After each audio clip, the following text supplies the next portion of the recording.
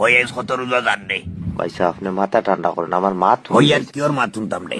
ভাই সাহেব আমরা তো না করছি না ভাই, কেন তো তোমরা আমরা আমারে ডাইরেক্ট হইলাও তোমরা ইফতারি দিবা কিনা কোনো লজ্জা নাই, তোমরা ডাইরেক্ট আমারে হইলাও বলে আমরা দিতাম না, আমরা বইনের ইজ্জত আবার কিটা।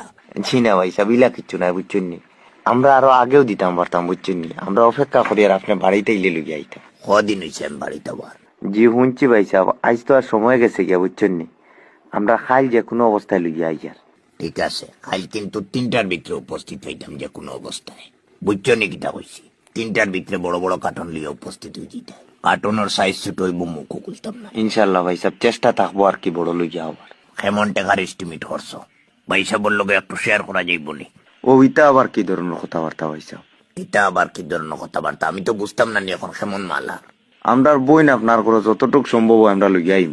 ঠিক আছে, তবে বেশি সম্ভব হওয়ার আশা রাখলাম, আর সময় মনে